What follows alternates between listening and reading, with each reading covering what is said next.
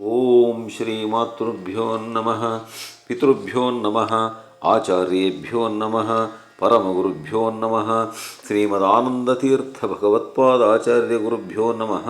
ಹರಿ ಓಂ.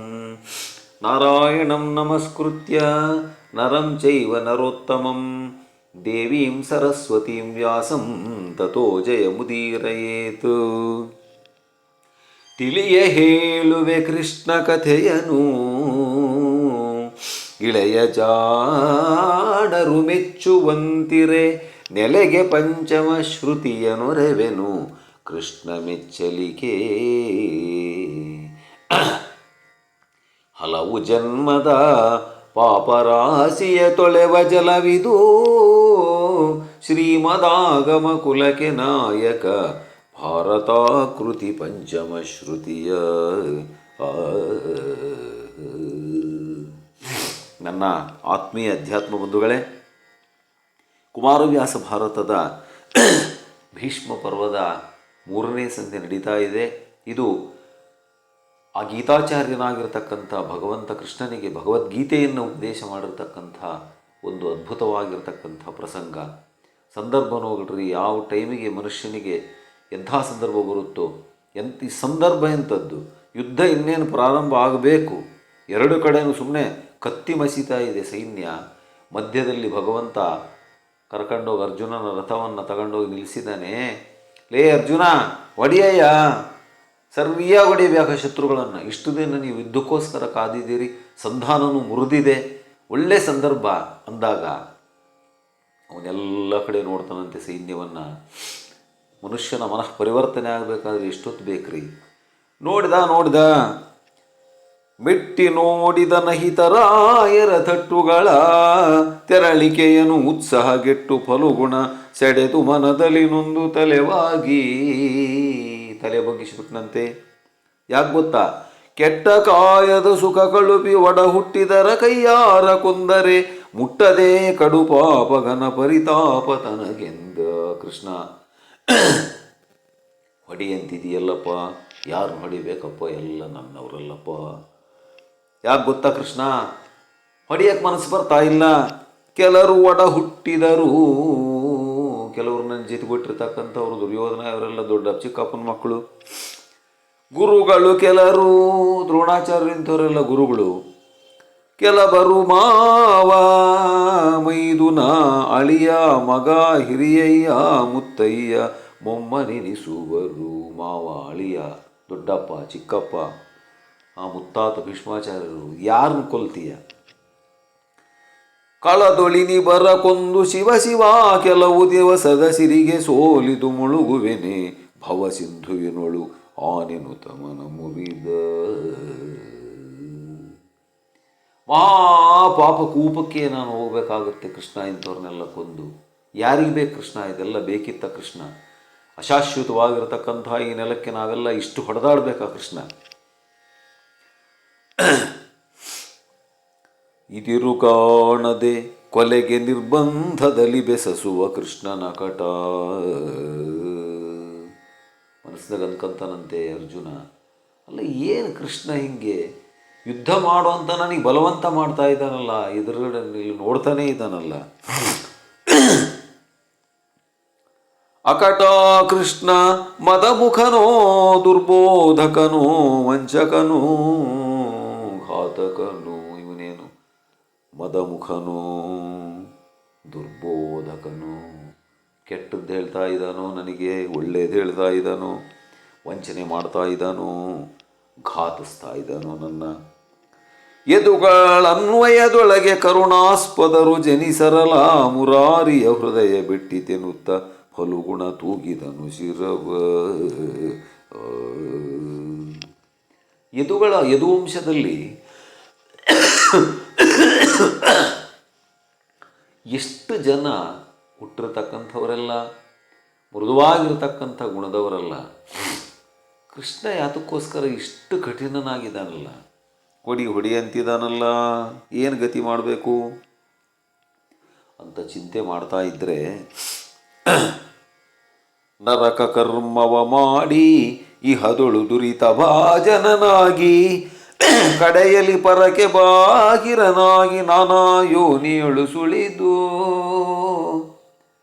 ನಾನಾ ಯೋನಿಯಲ್ಲಿ ಸಿಗೆ ಬಿದ್ದುಬಿಟ್ಟು ನರಕಕ್ಕೆ ಹೋಗಿ ಇಲ್ಲದೇ ಇರತಕ್ಕಂಥ ಕಷ್ಟಪಡೋದು ಯಾಕೆ? ಹೊರಳುವನು ಕೃಷ್ಣದೇವನು ಕರುಣಿಸಿದನೇ. ಹೋಗಯ ನರಕಕ್ಕೆ ಅಂತ ತಳ್ಳಿದಂಗಿದೆ ಕೃಷ್ಣ ನನಗೆ ಹೇಳ್ತಾ ಇರತಕ್ಕಂಥ ಮಾತು. ಹಿತವನೇ, ಇದು ಹಿತನ? ಕೃಷ್ಣ ಇಂಥದ್ದು ಮಾಡ್ಬೋದ? ಹರ ಹರ ಮಹಾದೇವ, ಒಂದು ಬೋಳಕ್ಕೆ ಬದುಕಿದೆನು ಎಂದ. ಇನ್ನು ಬದುಕಿದಂಗೆ ನಾನು ಯಾತಕ್ಕೋಸ್ಕರ ಜೀವನ ಮಾಡಬೇಕು ನಾನು? ಕೃಷ್ಣ ಮುಳಿಯಲಾಗದು ಕೃಷ್ಣ, ಸಿಟ್ಟು ಮಾಡ್ಕೋಬೇಡಪ್ಪ. ನಿಮ್ಮನು ತಿಳುಹಲಾನು ಸಮರ್ಥನೆ. ನಿಮಗೆ ಹೇಳ್ತಕ್ಕಂಥ ಶಕ್ತಿ ನನಗಿದೆಯಾ ಕೃಷ್ಣ? ಕುಲ ಕೊಲೆಗೆ ಕೊಕ್ಕರಿಸಿದೆನು ನನೆದೆನು ಕರುಣವಾರಿಯಲ್ಲಿ. ಕುಲ ಕೊಲೆಗೆ, ನಮ್ಮ ಕುಲದವರನ್ನೆಲ್ಲ ಕೊಲೆ ಮಾಡ್ತಕ್ಕಂಥ ಒಂದು ಪರಿಸ್ಥಿತಿಗೆ ನಾನು ಬಂದಿದ್ದೀನಿ ಕೃಷ್ಣ. ಬೇಡಪ್ಪ. ಬಲುಹನಿ ಮುಖದಲ್ಲಿ ತೋರುವಡೆ ಅಳುಕಿದೆನು ಸಾಮ್ರಾಜ್ಯ ಸಂಪತ್ತಿಳೆಯ ಸಂಕಲ ಭ್ರಾಂತಿ ಬೀತುದು ದೇವಾ ಕೇಳೆಂದ. ನನಗೆ ಈ ಭ್ರಾಂತಿನೇ ಬೇಡ, ನನಗೆ ಯಾವ ಸಂಪತ್ತು ಬೇಡ, ನನಗೆ ಯಾವ ಸಾಮ್ರಾಜ್ಯನೂ ಬೇಡ. ಇದು ಒಂದು ಭ್ರಾಂತಿ, ಬೇಡೇ ಬೇಡ ಕೃಷ್ಣ, ನನಗಿದು ಬೇಡಪ್ಪ. ನಾನು ಮಾತ್ರ ಹೊಡಿಯೋಕ್ಕಾಗಲ್ಲ, ನನ್ನ ಮನಸ್ಸು ಒಪ್ಪಲ್ಲ. ಎಡಕಿದರೆ ರುಜೆಯಾಗಿ ಆಪತ್ತಡಸಿದರೆ ಮೇಣಾವತೆರದಿಂದೊಡಲು ಬಿಡಿದರೆ ಮರಣ ತಪ್ಪದು ಸುರರಿಗೊಳಗಾಗಿ. ಕೆಲವು ಟೈಮ್ನಲ್ಲಿ ಎಡವಿದರೆ ಭಯಂಕರವಾದ ಕಾಯಿಲೆ ಆಗ್ಬೋದು.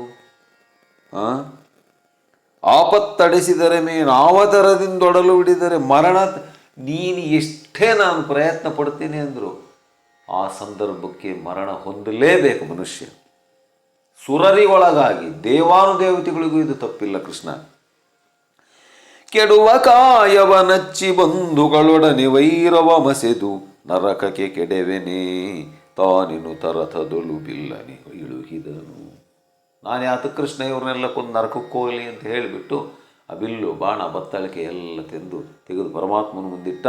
ಭಗವಂತ ನೀನೇ ಗತಿ, ಏನಾದರೂ ಮಾಡಿಕೆ, ನಾನು ಯುದ್ಧ ಮಾತ್ರ ಮಾಡಲ್ಲ.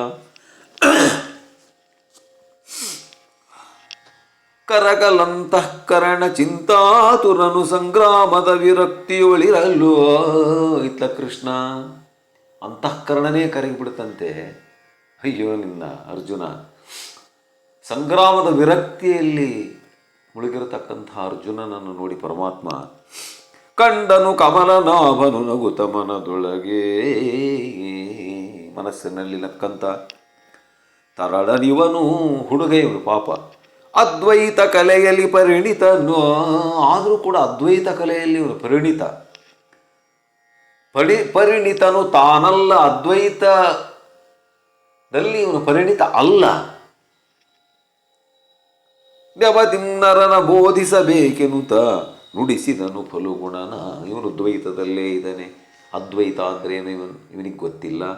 ಭಗವಂತ ಅಂದರೆ ಏನು, ಮನುಷ್ಯ ಅಂದರೆ ಏನು, ಮನುಷ್ಯನೇ ಭಗವಂತನಾಗಬಲ್ಲನೆ, ನಾನೇ ಭಗವಂತ ಅಂತ ಕೆಲವರು ಅಂತಾರಲ್ಲ, ಅದರ ಅರ್ಥ ಏನು, ಅದ್ವೈತ ಅಂದರೆ ಏನು, ಅದನ್ನು ನಾವು ಉಚ್ಚಾರಣೆ ಮಾಡೋದಕ್ಕೆ ಸಾಧ್ಯವ, ಅದನ್ನು ವ್ಯಕ್ತಪಡಿಸೋದಕ್ಕೆ ಸಾಧ್ಯವ, ಇವೆಲ್ಲವೂ ಕೂಡ ಅರ್ಜುನನಿಗೆ ಗೊತ್ತಿಲ್ಲ. ಅದಕ್ಕೆ ಅದ್ವೈತವನ್ನೇ ಇವನಿಗೆ ಹೇಳಬೇಕು ಅಂತ ನಿಶ್ಚಯ ಮಾಡಿದಾನಂತೆ. ಏನು ಫಲುಗುಣ ಸಮರದಲ್ಲಿ ದುಮ್ಮಾನವಾವುದೋ ಅದನು ಶೌರ್ಯಕ್ಕೆ ಹಾನಿಯಲ್ಲ ತ್ರಿಜಗ ಚೌಪಟಮಲ್ಲ ನೀನೆನಿಪ. ಮೂರು ಲೋಕದ ಗಂಡನಲ್ಲೋ ಅರ್ಜುನ. ಏನಯ್ಯ ನಿನಗಾಯಿತು, ಏನು ಸಮಸ್ಯೆ, ಏನು ಪ್ರಾಬ್ಲಮ್, ಏನು? ಶೌರ್ಯಕ್ಕೆ ಹಾನಿಯಲ್ಲ, ನಿನ್ನ ಶೌರ್ಯಕ್ಕೆ ಹಾನಿಯಪ್ಪ. ಇಷ್ಟು ದೂರ ಬಂದು ನೀನು ಯುದ್ಧ ಮಾಡಲಿಲ್ಲ ಅಂದರೆ ನೀನೇ ಕ್ಷತ್ರಿಯನಾಗಿರಬೇಕು. ಮಾನ ಗರ್ವವು ಮುರಿಯದೆ ರಿಪುಸೇ ನೆನಗದೆ. ಮಾನ ಮರ್ಯಾದೆ ಹೋಗಿ ಶತ್ರುಗಳೆಲ್ಲ ನಗುತ್ತಾರಾಗ ನೋಡಲ್ಲಿ ನಗುತ್ತಿದ್ದಾರೆ. ತೆತ್ತ ಸಮರವ ನೀನುಪೇಕ್ಷಿಸಿ ನೋಡಲಹುದೇ ಬಿಲ್ಲ ಹಿಡಿ ಎಂದ. ಈಗ ಘಡಿಸಿರ್ತಕ್ಕಂಥ ಯುದ್ಧವನ್ನು ಬಿಟ್ಟು ನೀನು ಹಿಂದೂ ಮುಂದೆ ನೋಡ್ಬೋದೇನಯ್ಯ, ಬೇಡ ಯುದ್ಧ ಅಂತೀಯಲ್ಲ, ತಗ ಬಿಲ್ಲು. ಅವನಿನ್ನಯ ಕ್ಷತ್ರ ಧರ್ಮವ ಭಾವಿಸಿದೆ. ಯುದ್ಧ ಬಿಡೋದು ಕ್ಷತ್ರಿಯ ಧರ್ಮನ ಅರ್ಜುನ. ನೋಡು ಕೃಷ್ಣ ಹೆಂಗೆ ಪಾಯಿಂಟಿಗೆ ಬರ್ತಾನೆ. ಅವನಿನ್ನಯ ಕ್ಷತ್ರ ಧರ್ಮವ ಭಾವಿಸಿದೆ, ಮೇಣಾವಶಿಸಿ ವಂಶಾವಳಿಯ ನೆಮ್ಮುಗೆಯ ನೆಗಳಿದೆ ತೆತ್ತ ಕಾಳೆಗಕ್ಕೆ. ಚಂದ್ರವಂಶದ ಮಾನ ಮರ್ಯಾದೆ ಶಕ್ತಿ ಏನು ಅನ್ನೋದನ್ನೇ ಮರ್ತದನ್ನು ಪಣವಾಗಿಡ್ತಿದೆಯಲ್ಲೋ ಯುದ್ಧಕ್ಕೆ.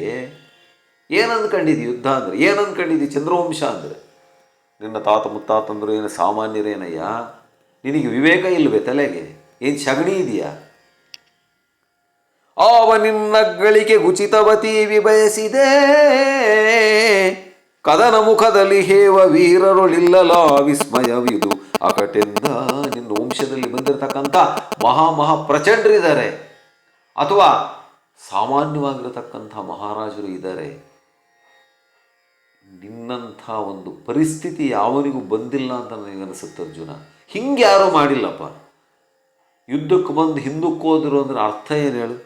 ಸ್ವಲ್ಪ ಆದರೂ ಜ್ಞಾನ ಇದೆಯಾ ನಿನಗೆ? ನೀನೇನು ಮಾತಾಡ್ತಿದ್ದೀನಿ ಅನ್ನೋದು ನಿನಗೆ ಗೊತ್ತಿದೆಯಾ? ನನಗೆ ಆಶ್ಚರ್ಯ ಆಗುತ್ತೆ ನೋಡಿದರೆ ಅರ್ಜುನ. ಅಲಗಿನೊರ ಸೊರಸೆಲ್ಲ ಕೈ ಮೈಗಳಲ್ಲಿ ಮುಳುಗಿದ ಬಾಣವಿಲ್ಲ. ಶರೀರಕ್ಕೆ ಬಾಣ ಬಿದ್ದಿಲ್ಲ, ಒಂದು ಸ್ವಲ್ಪ ಕೂಡ ಗಾಯ ಆಗಿಲ್ಲ, ರಕ್ತ ಸುರಿತಾ ಇಲ್ಲ. ಅಗ್ಗಳಿಸಿ ನೊಸಲಲಿ ಮುರಿದ ಭಲ್ಲೆಯವಿಲ್ಲ. ಹಣೆಯಲ್ಲೇನಾದರೂ ಬಾಣ ಸಿಕ್ಕಂಡಿದೆಯಾ? ಅದು ಇಲ್ಲ. ನೋಡ್ತಾ ಇದ್ರೆ ಕಲಹದಲ್ಲಿ ಪಡಿ ಮುಖದ ಗಾಯದ ಚಲರ ಕುತವಿದ ದೊರವಿಲ್ಲ. ನೀ ಮುನ್ನಳುಕಿ ಕಾದುವಕ ಹಾಯ್ಕಿದೈ, ನೀ ಮುನ್ನಳುಕಿ ಕೈದುವ ಹಾಯ್ಕಿದೈ ಸರಿಯಲ್ಲ ನಿನಗೆಂದ. ಏನೂ ಇಲ್ಲ, ಸುಮ್ಮನೆ ಏನು ಪ್ರಯೋಜನ? ಅದೇನೋ ಹೇಳ್ತಾರಲ್ಲ ಗಾದೆ, ಆ ರೀತಿ ಆಯಿತು. ಅದಕ್ಕೋಸ್ಕರ ಅರ್ಜುನ ಬೇಡವೇ ಬೇಡ. ಮೊದಲ ಚುಂಬನದೊಳಗೆ ಹಲು ಬಿದ್ದಂತೆ ಅಂತ ಹೇಳಿಲ್ಲ ನಾ ಔತ್ರಗೋ ಗ್ರಹಣದಲ್ಲಿ. ಮೊದಲನೇ ಮುದ್ದಿಗೆ ಮುತ್ತು ಕೊಟ್ಟರೆ ಮೊದಲನೇ ರಾತ್ರಿ ಗಂಡನ ಬಾಯಾಗಿ ಹಲ್ಲೆಲ್ಲ ಉದುರಿದ್ರೆ ಅವನು ಯಾವತ್ತೂ ಉದ್ಧಾರ ಆಗಬೇಕು. ಹಂಗಾಗಿದೆಯಲ್ಲೋ ಅರ್ಜುನ ನೀನು ಮಾಡ್ತಕ್ಕಂಥ ಕೆಲಸ. ಇದು ಸರಿಯಲ್ಲ ನಿನಗೆಂದ. ಇದು ಸರಿಯಲ್ಲಪ್ಪ.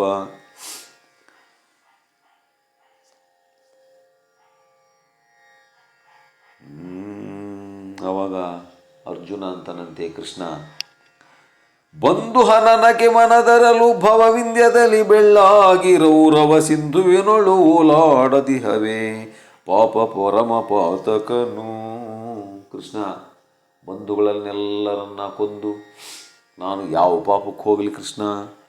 ಸಂಧಿಯಲ್ಲಿ ನಮ್ಮವನಿರುಣ ಸಂಬಂಧ ಉಂಟೇ ಬರಲಿ, ಹರಣದ ಅಭಿಸಂಧಿಸಾಕಿನ್ನೆನುತ ಫಲುಗುಣ ಶಿರವ ಬಾಗಿದನು. ಈಗ ಇವಾಗಲೂ ನಾವು ಸಂಧಿಗೆ ಒಪ್ತೀವಿ ಕೃಷ್ಣ, ಹೋಗಣ್ಣಡಿ. ಧರ್ಮರಾಜ ಇದಕ್ಕೊಪ್ಪೇ ಒಪ್ತಾನೆ, ದುರ್ಯೋಧನನು ಒಪ್ತಾನೆ, ಭೀಷ್ಮಾಚಾರ್ಯ ದ್ರೋಣಾಚಾರ್ಯ ಇವರೆಲ್ಲ ಇದ್ದಾರೆ. ಸಂಧಿ ಮಾಡಿಕೊಡಲಿ, ಅದಕ್ಕೆ ನಾನು ಒಪ್ತೀನಾಗಲಿ, ಯುದ್ಧಕ್ಕೆ ಮಾತ್ರ ನಾನು ಒಪ್ಪಲ್ಲ. ನೋಡ್ರಿ ಖಡಾಖಂಡಿತವಾಗಿ ಅರ್ಜುನ ಯಾವ ರೀತಿ ಹೇಳ್ತಿದ್ದಾನಂತೆ. ಆವಾಗ ಸಿಟ್ಟು ಬಂದುಬಿಡ್ತು ಕೃಷ್ಣನಿಗೆ. ಏ ಅರ್ಜುನ ಮುಚ್ಚಬಾಯಿ, ಎಲ್ಲವೋ ಫಲಗುಣ ನುಡಿದ ಭಾಷೆ ಸಲಿಸಿ ಕಾನನದೊಳಗೆ ತೊಟ್ಟನೆ ತೊಳಲಿ 13 ಬುಧ ಬಂದ ಆಪತ್ತನ್ನು ಅನುಭವಿಸಿದರೆ. ನಾಚಿಕೆ ಆಗಲ್ಲೇನೋ ಮಾತಾಡೋದಕ್ಕೆ? ಕೆಲಸಕ್ಕೆ ಬರದೇ ಇರತಕ್ಕಂತಹ ದುರ್ಯೋಧನ ಜೂಜಾಟ ಆಡಿಬಿಟ್ಟು ನಿಮ್ಮನ್ನು ಸೋಲಿಸಿಬಿಟ್ಟು 12 ವರ್ಷ ವನವಾಸ, 1 ವರ್ಷ ಅಜ್ಞಾತವಾಸ, ಅಡವಿಯಲ್ಲಿ ಬೆಂದು ಬಾಯಾರಿ ಅಲ್ಲಿ ವಿರಾಟ ನಗರದಾಗ ಮಾನ ಮರ್ಯಾದೆ ಎಲ್ಲ ಹೋಯ್ತಲ್ಲಯ್ಯ. ಇನ್ನೇನ ಅಲ್ಲಿ ಬಂದು ನಾವು ಬಳಗನ ಇಷ್ಟು ಕಷ್ಟ ಅನುಭವಿಸಿದ್ದೀರಿ ನೀವು. ನೆಲನ ಭಾಗವ ಬೇಡಿ ಸಂಧಿಗೆ ಕಳುಹಿದರೆ ಕೌರವನು ನೂಕಿಸಿ ಕಳೆದ.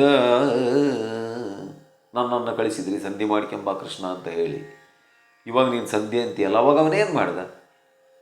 ಅದನ್ನು ನಾನು ಒಂದು ಮನೆಯಷ್ಟು ಜಾಗನೂ ಕೊಡಲ್ಲ ಅಂತ ಹೇಳಿಬಿಟ್ಟು ನನಗೆ ಮರ್ಯಾದೆ ತೆಗೆದು ಕಳಿಸಿದ್ದಾನೆ. ನಾನು ಅದನ್ನು ಸುಧಾರಿಸ್ಕೊಂಡು ಬಂದಿದ್ದೀನಿ. ನಿನಗಿನ್ನಾವ ಹೊಲ್ಲೆಹವೆಂದನು ಅಸುರಾರಿ. ಏನು ಏನಾಗಬೇಕು ಅವರಿಂದ ನಿನಗೆ?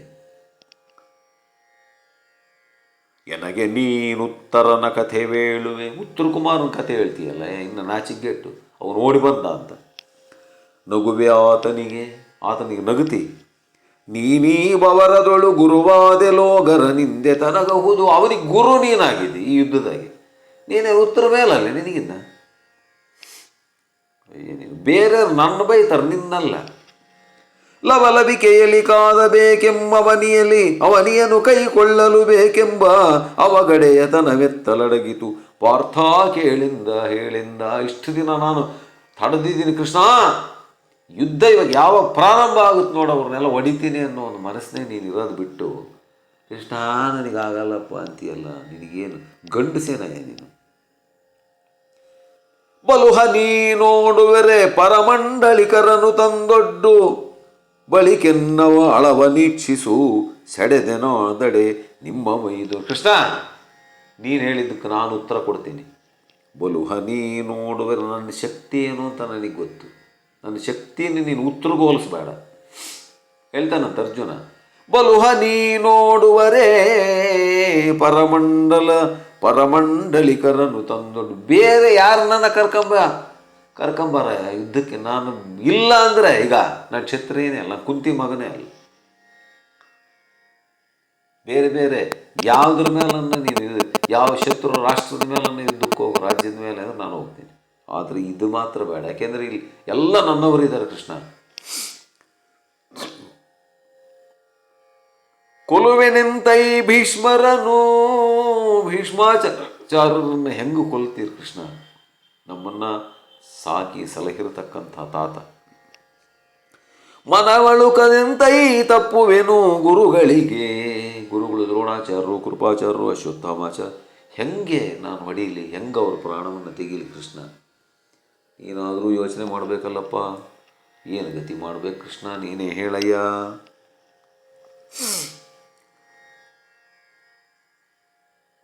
ಗುರುಗಳಿಗೆ ಗುರು ಸುತಾದಿಯನಿರುವುದು ಅದಾವನಯವೆಂದ. ಹೊಳೆದು ಐಶ್ವರ್ಯ ಗೋಸುಗ ತಲೆಯ ಮಾರಿ ಅಧರ್ಮ ಕೋಟಿಯ ಗಳಿಸಿ ಬಳಿಕ ಫಲವನ ಅನಸದೆ ಭವಭವಂಗಳಲ್ಲಿ. ಅಶಾಶ್ವತವಾಗಿರತಕ್ಕಂಥ ಐಶ್ವರ್ಯಕ್ಕೆ ಮನಸೋತು ಅಧರ್ಮ ಕೋಟಿಯನ್ನು ಗಳಿಸಿಬಿಟ್ಟು ಯಾವನಿಗಯ್ಯ, ಯಾತಕ್ಕೆ ಬೇಕಯ್ಯ ಇದೆಲ್ಲ? ಭವಗಳಿಗೆಲ್ಲ ನಾವು ಜನ್ಮಗಳಲ್ಲಿ 83 ಲಕ್ಷ ಎತ್ತಿ ಬಂದಿದ್ದೇವೆ. ಇನ್ನೂ ಬೇಜಾರಾಗಲ್ಲೇನು ಕೃಷ್ಣ ನಮಗೆ? ನೀನಂತೂ ಪರಮಾತ್ಮ. ತೊಳಲಿ ಬಳಲುವ ಜೀವ ಭಾವದಳು ಉಳಿಯುವುದಾವುದು ಲಾಭ. ಯಾವುದಯ್ಯ ಲಾಭ? 83 ಲಕ್ಷ ಜನ್ಮದಾಗ ಎತ್ತದ ಲಾಭನೇ. ಇದೇ ನಿನ್ನ ಲಾಭ ಹೇಳೋದು. ಮೂಢರ ಬಳಕೆಗಾವಂಜುವೆವು ಸಮರಕ್ಕೆ ಶರಣಿಂದ. ಒಟ್ಟಿನಲ್ಲಿ ಮೂಢತನ ಇದು ಯುದ್ಧ ಮಾಡೋದು. ಅದಕ್ಕೆ ಶರಣಾರ್ಥಿಗಳು ಯುದ್ಧನೇ ಬೇಡ ನನಗೆ. ಲಾಲಿಸದೆ ಕುಲಚಲವ ನೀತಿಯ ಪಾಲಿಸದೆ ಕೊಲೆಗಡುಕತನದೊಳು ಮೇಣುಗಾಣದೆ ಬಂಧುಗಳ ಗುರುಗಳ ಸಹೋದರರ ಕೋಲ ಮನೆಯಲ್ಲಿ ಕೊಂದು ನೆತ್ತರಗೋಳ ನುಂಬುವ ಅಖಿಲ ರಾಜ್ಯದ ಮೇಲೆ ಸೊಗಸುವ ಸಿರಿಯನೊಲ್ಲೆನು ಕೊಲುವನಲ್ಲಿಂದ. ಎಲ್ಲ ನನ್ನ ಬಂಧು ಬಾಂಧವರನ್ನು ಇವ್ರನ್ನೆಲ್ಲ ಕೊಂದು, ಯಾಕಯ್ಯ ಹಿಂಸೆ? ಅವ್ರನ್ನೆಲ್ಲ ಕೊಂದು ನಾನೊಬ್ಬನೇ ರಾಜ್ಯ ಅನುಭವಿಸಿದರೆ ಯಾತಕ್ಕಯ್ಯ? ಏನಕ್ಕೆ ಬದುಕಬೇಕು ಕೃಷ್ಣ? ಬೇಡಪ್ಪ, ನಾನು ಯುದ್ಧನೇ ಮಾಡಲ್ಲ. ಆವಾಗ ಇಲ್ಲಿಂದ ಪ್ರಾರಂಭ ಮಾಡ್ತಾನೆ ಕೃಷ್ಣ. ಭಗವಂತನ ಒಂದು ಅದ್ಭುತವಾಗಿರತಕ್ಕಂಥ ಅಮೃತ ವಾಕ್ಯಗಳು ಹೊರಹೊಮ್ಮತಕ್ಕಂಥ ಒಂದು ಸಮಯ ಈಗ ಬಂದಿದೆ. ನಾವೆಲ್ಲರೂ ಕೂಡ ಬಹಳ ಹುಷಾರಾಗಿ ಇದನ್ನು ನಾವು ನೋಡ್ತಾ ಹೋಗೋಣ. ನಮಗೆ ಎಷ್ಟು ಚೈತನ್ಯ ಇದೆಯೋ ಅಷ್ಟು ಮಾತಾಡೋಣ. ಆದರೆ ನಮಗೆ ಆ ಯೋಗ್ಯತೆ ಇದೆಯೋ ಇಲ್ಲೋ ಗೊತ್ತಿಲ್ಲ. ಪರಮಾತ್ಮ ಶಕ್ತಿ ಕೊಡಬೇಕು. ಏನಾದರೂ ತಪ್ಪಿದರೆ ದಯವಿಟ್ಟು ಅದನ್ನು ತಿದ್ದಿಕೊಳ್ಳಬೇಕು ಅಂತ ಹೇಳ್ತಾ, ಆರನೈನಿ ಕೊಲುವೆ. ಕೃಷ್ಣ ಕೇಳ್ತಾನೆ, ಅರ್ಜುನ ಏನು ಮೂರ್ಖನಯ್ಯ ನೀನು? ಯಾರನ್ನ ನೀನು ಕೊಲ್ತೀಯ? ನಿನ್ನಿಂದ 6,000 ನಿನ್ನಿಂದ ಯಾರಯ್ಯ ಸಾಯ್ತಾರೆ? ದೇಹವನೋ ನಿಜ ಧೀರನ ಆತ್ಮನ ಕೊಲ್ಲುವೆಯೋ. ನೀನು ದೇಹವನ್ನು ಕೊಲ್ತಿದೀಯಾ, ಆತ್ಮನನ್ನು ಕೊಲ್ತಿದೀಯಾ? ಆತ್ಮನನ್ನು ಕೊಲ್ಲಕ್ಕಾಗುತ್ತಾ? ದಿಟ ನಿನ್ನ ಬಗೆ ಏನು? ನಿನ್ನ ಅಭಿಪ್ರಾಯ ಏನು? ಕೊಲ್ತೀನಿ ಅಂದರೆ ಅರ್ಥ ಏನು? ಶರೀರವನ್ನು ಕೊಲ್ತೀಯಾ, ಆತ್ಮವನ್ನು ಕೊಲ್ತೀಯಾ? ಆತ್ಮವನ್ನು ಕೊಲ್ಲಕ್ಕಾಗುತ್ತಾ? ಚಾರು ದೇಹಕ್ಕೆ ಭೂತ ನಿಕರಕ್ಕೆ ವೈರವಿಲ್ಲ ಉಳಿದಂತೆ ವಿಗತ ವಿಕಾರ ನಚಲನ ಗಮ್ಯನದ್ವಯನಾತ್ಮ ನುಡಿಂದ. ಸಾಮಾನ್ಯವಾಗಿರತಕ್ಕಂಥ ದೇಹಕ್ಕೆ ಮಾತ್ರ ಸಾವು, ಆದರೆ ಆತ್ಮ ಅವಿಕಾರ, ಅಚಲ, ಅಗಮ್ಯ, ಅದ್ವಿತೀಯ, ಅಗೋಚರ, ಅನಾದಿಯಾಗಿ ಬಂದಿರತಕ್ಕಂಥ ಈ ಆತ್ಮವನ್ನು, ಆ ಭಗವಂತನ ರೂಪೆಯಾಗಿರ್ತಕ್ಕಂಥ ಆತ್ಮವನ್ನು ನೀನು ಕೊಲ್ತೀಯೇನಯ್ಯ? ಆತ್ಮವನ್ನು ಕೊಲ್ತೀಯೇನಯ್ಯ ನೀನು? ವಿಗತ ವಿಕಾರ ನಚಲ ನಗಮ್ಯನ ದ್ವಯನಾತ್ಮ ನೋಡೆಂದ. ವಿಗತ ವಿಕಾರ ಅಚಲ ಅಗಮ್ಯನ ದ್ವಯನಾತ್ಮ ನೋಡೆಂದ. ಒಂದೊಂದು ಮಾತು ಕುಮಾರವ್ಯಾಸರು ಎಷ್ಟು ಅದ್ಭುತ, ಎಷ್ಟು ರಮ್ಯ. ನಮಗೆ ಇನ್ನೂ ಅರ್ಥ ಆಗ್ತಿಲ್ಲ, ಅದನ್ನು ಎಕ್ಸ್ಪ್ಲೈನ್ ಮಾಡೋದು ಆಗ್ತಾ ಇಲ್ಲ. ಏನೋ ಪರಮಾತ್ಮನಿಚ್ಛೆ ಇರಲಿ. ತನು ಒಳಿದ ಬಳಿಕಿನಲ್ಲಿ ತನು ಸಂಜನಿಸುಗೆ ಎಂಬುದು ಭವದ ಬಳಕೆಯ ಬಳಸುವ ತನುವಿನಲ್ಲಿ ಕೌಮಾರ ಯೌವನ ವಾರ್ಧಿಕಗಳಲ್ಲಿ. ಅಲ್ಲ ಅರ್ಜುನ, ಶರೀರ ಹೋದ ಮೇಲೆ ಶರೀರ ಬರುತ್ತೆ, ಆತ್ಮ ಒಂದೇ ಇರುತ್ತೆ. ಆ ಶರೀರಗಳಲ್ಲಿ ಆತ್ಮ ಪ್ರವೇಶ ಮಾಡುತ್ತೆ, ಅದು ಜೀವದಿಂದ. ಆವಾಗ ಆ ಶರೀರಕ್ಕೆ ಜೀವ ಅಂತ ಬರುತ್ತೆ.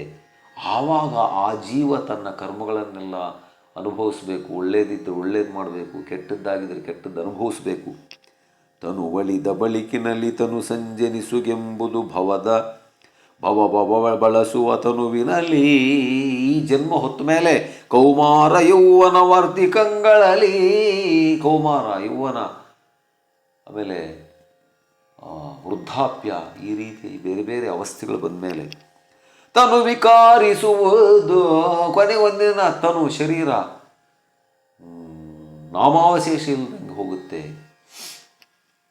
ಸುಕರ್ಮದ ವಿನುತ ದುಷ್ಕೃತವೆನಿಪ ಹುಸಿ ಕಲ್ಪನೆ ಶರೀರಕ್ಕಲ್ಲದೆ ಆತ್ಮ ಇಲ್ಲ, ಆತ್ಮಕ್ಕಿಲ್ಲ ಕೇಳಿಂದ. ಈ ಒಳ್ಳೆಯದು ಕೆಟ್ಟದ್ದು, ಲಾಭ ನಷ್ಟ, ಜಯ ಅಪಜಯ, ಇವೆಲ್ಲ ಹೆಚ್ಚು ಕಡಿಮೆ, ಇವೆಲ್ಲವೂ ಕೂಡ ಶರೀರಕ್ಕೆ ಮಾತ್ರ ಕಣೋ, ಆತ್ಮಕ್ಕಿಲ್ಲ. ಆತ್ಮ ಅಂದರೆ ಏನಂದ್ಕೊಂಡಿದೀಯಾ? ಅಳಿವನಲ್ಲು ದಯಿಸುವನಲ್ಲ, ಅಗ್ಗಳಿಸುವನಲ್ಲ, ಅಡಗುವವನಲ್ಲ, ದೇಹದ ಬಗೆಗೆ ಹೊಣೆಯೇ ಸಚ್ಚಿದಾತ್ಮಕನು. ದೇಹಕ್ಕೂ ಸಚ್ಚಿದಾತ್ಮನಿಗೂ ಸಂಬಂಧನೇ ಇಲ್ಲ. ಅವನು ಅಳಿಯುವವನಲ್ಲ, ಸಾಯೋದಿಲ್ಲ, ಕುಟ್ಟೋದಿಲ್ಲ, ಅಗ್ಗಳಿಸೋದಿಲ್ಲ ಅಂದರೆ ಹೊಗಳಿಕೆ ಮದಿಲ್ಲ, ಅಥವಾ ಅವನಿಗೆ ಇಲ್ಲೇ ಇಲ್ಲ. ಅಡಗುವುದಿಲ್ಲ, ಅಡಗೋದಿಲ್ಲ, ಹುಟ್ಟಲ್ಲ, ಸಾಯಲ್ಲ, ಅಡಗಲ್ಲ. ಉಳಿದ ದೇಹದ ಬಗೆಗೆ ಹೊಣೆ ಸಚ್ಚಿದಾತ್ಮಕನು. ಶರೀರಕ್ಕೆ ಎಲ್ಲನ್ನ ಆತ್ಮ ಹೊಣೆನ. ಆತ್ಮಕ್ಕೆ ಯಾವುದು ಸಂಬಂಧ ಇಲ್ಲ, ಶರೀರಕ್ಕೆ ಮಾತ್ರ ಸಂಬಂಧ. ಕಳಚಿದೊಡೆ ಕಳಚುವುದು, ಆತ್ಮ ಕಳಚಿದಡೆ ಶರೀರ ಕಳಚುವುದು. ಆತ್ಮ ಅಂದ್ಕೊಂಡ್ರೆ ಶರೀರ ಕಳಚುತ್ತೆ. ಆತ್ಮ ನಾನು ಕಳಚಬೇಕು ಅಂದ್ಕೊಂಡ್ರೆ ಶರೀರ ಕಳಚುತ್ತೆ. ಕಳಚಿದೊಡೆ ಕಳಚುವುದು ಕಾಯವಿದುಳಿದಡುಳಿಯುವುದು. ಆತ್ಮ ಉಳಿದ್ರೆ ಕಾಯ ಉಳಿಯುತ್ತೆ.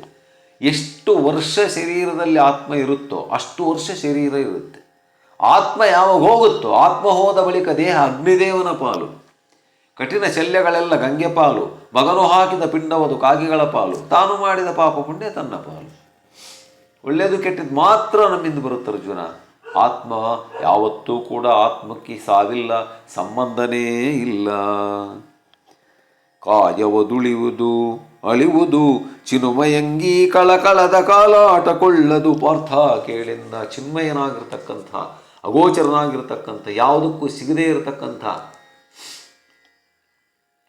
ಯಾವುದಕ್ಕೂ ಸಂಬಂಧ ಇಲ್ಲದೆ ಇರತಕ್ಕಂಥ, ಸಚ್ಚಿದಾನಂದೈಕವಾಗಿರ್ತಕ್ಕಂಥ, ಅಣು ರೇಣು ತೃಣಕಾಷ್ಟ ಪರಿಪೂರ್ಣವಾಗಿರ್ತಕ್ಕಂಥ, ಜಗನ್ನಿಯಾಮಕವಾಗಿರ್ತಕ್ಕಂಥ, ಆದಿ ಮಧ್ಯಾಂತರಹಿತವಾಗಿರತಕ್ಕಂಥದ್ದು ಕಣಯ್ಯ ಆತ್ಮ. ಅದನ್ನು ಕೊಲ್ತೀಯ? ನಿನಗೆ ಸಾವವನಲ್ಲ ನಿನ್ನಂಬಿನಲ್ಲಿ ನೋವವನಲ್ಲ ದಿಟ ನೀ ಮುನಿದು ಗಗನ ಕಲಗೋ ನುಡಿದ ಉಗಿದಡೆ ಗಗನ ಒಳುಕುವುದೇ. ಇಷ್ಟು ಜನ ಕೊಲ್ತಿ ಅಂತೀಯಲ್ಲ, ನಿನಗೆ ವಿವೇಕ ಇದೆಯಾ ತಲೆಗೆ? ನಿನ್ನಿಂದ ಅವರು ಸಾಯಲ್ಲ, ನಿನ್ನಿಂದ ಅವರು ಕೊಲ್ಲಲ್ಪಡಲ್ಲ. ನೀನು ಒಂದು ನೆವ ಅಷ್ಟೇ. ಯಾವನಿಗೆ ಆಯುಷ್ ಮುಗಿದಿದ್ರೆ ಅವನು ಸಾಯ್ತಾನಷ್ಟೆ, ಅವನ ಒಂದು ಶರೀರ ಸಾಯುತ್ತೆ, ಆತ್ಮ ಸಾಯಲ್ಲ. ನಿನಗೆ ಸಾವವನಲ್ಲ, ನಿನಗವರು ಸಾಯದೇ ಇಲ್ಲ. ನಿನ್ನಂಬಿನಲ್ಲಿ ನೋವವನಲ್ಲ. ಯಾವುದು? ಆತ್ಮ ಶರೀರ ನೋಯುತ್ತೆ ಅಂದರೆ ಶರೀರ ಇದ್ದಾಗ, ಶರೀರದಲ್ಲಿ ಆತ್ಮ ಇದ್ದಾಗ ನೋವಿನ ಅನುಭವ ಶರೀರಕ್ಕಾಗುತ್ತೆ. ದಿಟ ನೀ ಮುನಿದು ಗಗನ ಕಲಗನುಗಿದೊಡೆ ಗಗನ ಒಳುಕುವುದೇ. ಸಿಟ್ಟು ಒಂದು ಆಕಾಶಕ್ಕೆ ಕೊಡಿದ್ರೆ ಬಾಣ, ಆಕಾಶ ನಡುಗುತ್ತೇನಯ್ಯ. ಅಗೋಚರವಾಗಿರ್ತಕ್ಕಂಥ ಆತ್ಮ ಕೊಡಿತೀಯಾ? ತನುವಿ ನೀ ಗುಣಧರ್ಮ ಕರ್ಮದ ಹೊನಲು ಹೋಗುವುದೇ. ಇದಕ್ಕೆ ಏನೇನೇನೇನು ಧರ್ಮ ಕರ್ಮ, ಒಳ್ಳೆಯದು ಕೆಟ್ಟದ್ದು, ನೋವು ನಲಿವು ಸುಖ ದುಃಖ ಯಾತ್ಯಾತ್ಯಾತ್ಯಾತ್ರೂ ಇಲ್ಲ ಅರ್ಜುನ. ಆತ್ಮಕ್ಕೆ ಏನೊಂದು ಇಲ್ಲ. ನಿತ್ಯ ನಿರ್ಮಲ ಚಿನ್ಮಯ ಆತ್ಮನ ನೆಲೆ ವೃಥಾಹಂಕಾರ ಬೇಕೆಂದ. ನಿತ್ಯವಾಗಿರುತ್ತೆ, ನಿರ್ಮಲವಾಗಿರುತ್ತೆ, ಏನಾದರೂ ಆಗಲಿ. ಅದಕ್ಕೆ ನಾವು ಅದನ್ನು ಸಚ್ಚಿದಾನಂದೈಕ ರಸ ಅಂತ ನಾವು ಕರಿತೀವಿ. ಅದಕ್ಕೋಸ್ಕರ ಅದಕ್ಕೆ ಸಾವಿಲ್ಲ, ಹುಟ್ಟಿಲ್ಲ, ಒಳ್ಳೆಯದಿಲ್ಲ, ಕೆಟ್ಟದ್ದಿಲ್ಲ, ಎಲ್ಲದಕ್ಕೂ ಅತೀತವಾಗಿರತಕ್ಕಂಥದ್ದು ಆತ್ಮ. ಅಂಥ ಆತ್ಮವನ್ನು ಹೊಡಿತೀನಿ ಅನ್ನೋ ಕೆಲಸಕ್ಕೆ ಬರದೇ ಇರೋ ಒಂದು ಅಹಂಕಾರವನ್ನು ಇಟ್ಕೊಂಡಿರ್ತಕ್ಕಂಥ ಅರ್ಜುನ ಸ್ವಲ್ಪ ತಲೆಗೆ ತಿಳ್ಕಲಯ್ಯ. ಆವಾಗ ಅರ್ಜುನ್ ಕೇಳ್ತಾನಂತೆ, ಪರಮಾತ್ಮ ಹಂಗಾದರೆ ನೀನು ಹೇಳ್ತಿದೀಯಲ್ಲ ಆತ್ಮಕ್ಕೆ ಸಾವಿಲ್ಲ ಅಂತ. ಆದಡೆಲೆ ಮುರವೈರಿ ಕೇಳಿದಿರಾದ ಬಾಂಧವರ ನಿಬರನು ಕಾದಿಕೊಂದನು ಪಾರ್ಥಪಾತಕ ನಿನ್ನದೇ ಲೋಕ. ಆಯ್ತಪ್ಪ, ಮಂದಿಯ ಮೆಚ್ಚಿಸಿ ನಡೆಯುವುದು ಧರೆಗಳು ಇಂದು ಧರನ ಕೈಲಾಗದು. ಒಂದೇ ಮನದಿ ಗುರುಪಾದವ ಹಿಡಿದರೆ ಮುಂದೆ ನಿನಗೆ ಕೇಳಾಗದು. ಮಂದಿನ ಮೆಚ್ಚಿಸಕ್ಕೆ ಜನಾನ್ ಮೆಚ್ಚಿಸಕ್ಕೆ ಜನಾರ್ದನಿಂದನೂ ಸಾಧ್ಯವಿಲ್ಲ ಅಂತ ಗಾದೆ ಕೇಳಿದೆಯಲ್ಲ ಕೃಷ್ಣ. ಜನ ಏನಂತಾರೆ ನೋಡಪ್ಪ, ಅವರು ನೆಂಟರನ್ನ ಇಷ್ಟರನ್ನ ಬಂಧುಗಳನ್ನ ಬಳಗ ಇವ್ರನ್ನೆಲ್ಲ ಅರ್ಜುನ್ ಕೊಂದ ಅಂತಾರೆ. ಅವಾಗೇನು ಹೇಳ್ತೀನಿ ನೀನು ಇದಕ್ಕೆ? ಕೃಷ್ಣ ಹೇಳಪ್ಪ, ಇವನು ಪಾತಕ ಮಹಾಪಾಪಿ ಅನ್ನಲ್ಲೇ ಲೋಕ. ಈ ದುರಂತಕ್ಕೇನು ಗತಿ ಅಪವಾದವ ವಂಗಾದುದು. ನಿನಗಾಯ್ತು ಅಪವಾದ, ನನಗಾಗಿರೋದು. ಆತನ ವೈದಿಕನು ಇಹ ಪರಕೆ ಬಾಹಿರ ನಿಂದನ. ಮತ್ತು ಅವ್ರು ಅಂದ ಮೇಲೆ ನಮಗೆ ಪಾಪ ಬಂದೇ ಬರುತ್ತಲ್ಲ. ಅವ್ರನ್ನ ಕೊಂದಿದ್ದಕ್ಕೆ ಅವನಿಗೆ ಹಕ್ಕು ಇಲ್ಲ, ಪರಕ್ಕೂ ಇಲ್ಲ. ನಾನು ಪಿಶಾಚಿ ಆಗಬೇಕಾ? ಎರಡು ಕಡೆಗೂ ಮುಟ್ಟದೇ ಇರೋನಾಗಬೇಕಾ ಕೃಷ್ಣ? ಹೇಳು, ನೀನೇ ಹೇಳು. ಬೇರೆ ಎಷ್ಟು ಜನ ನನ್ನನ್ನು ಬೈಕಬಹುದು. ಅವಾಗ ಹೇಳ್ತಾನಂತ ಕೃಷ್ಣ, ನಿನ್ನ ಅರ್ಜುನ, ಮರುಳೇ ಫಲುಗುಣ ಕೇಳು, ಸೂರ್ಯನ ಕಿರಣ ಹೊಲೆಯನ್ನು ಚೆದರಿಸಿದರೆ ಹೊಲೆ ಹೊರುವುದೇ. ಅರ್ಜುನ, ಸೂರ್ಯನ ಕಿರಣ ಕೆಲಸಕ್ಕೆ ಬರದೇ ಇರತಕ್ಕಂಥ ವಸ್ತುವಿನ ಮೇಲೆ ಬಿದ್ದರೆ, ಅಥವಾ ಕೆಲಸಕ್ಕೆ ಬರದೇ ಇರತಕ್ಕಂಥ ಗುಣ ಇರತಕ್ಕಂಥವ್ರ ಮೇಲೂ ಬೀಳುತ್ತೆ, ಒಳ್ಳೆಯ ಮೇಲೂ ಬೀಳುತ್ತೆ. ಕೆಟ್ಟ ಗುಣ ಇರತಕ್ಕಂಥವ್ರ ಮೇಲೆ ಬಿದ್ದರೆ ಸೂರ್ಯನ ಗುಣ ಹೋಗುತ್ತೇನೋ, ಅದು ಕೆಟ್ಟದಾಗುತ್ತಾ? ಒಳ್ಳೆಯವರ ಮೇಲೆ ಬಿದ್ದರೆ ಒಳ್ಳೆಯದಾಗುತ್ತಾ? ಹಂಗಲ್ಲ. ಯಾವತ್ತೂ ಕೂಡ ಸೂರ್ಯನ ಕಿರಣನೇ, ಅದು ಯಾವತ್ತೂ ಸ್ವಚ್ಛನೇ. ಏನು ಮಾತಾಡ್ತೀಯ ಅರ್ಜುನ ನೀನು? ಮರುಳೇ ಪಲುಗುಣ ಕೇಳು, ಸೂರ್ಯನ ಕಿರಣ ಹೊಲೆಯನ್ನು ಚರಿಸಿದರೆ ಹೊಲೆಯಹುದೇ. ಕೆಲಸಕ್ಕೆ ಬರದೇ ಇರತಕ್ಕಂಥ, ಕೆಟ್ಟ ಗುಣ ಇರತಕ್ಕಂಥ, ಮೂರ್ಖನಾಗಿರ್ತಕ್ಕಂಥ, ಬೆಲೆನೇ ಇಲ್ಲದಕ್ಕಂಥವನ ಮೇಲೆ ಕಿರಣ ಬಿದ್ದರೆ ಅದು ಕಿರಣ ಕೆಡುತ್ತೇನೋ?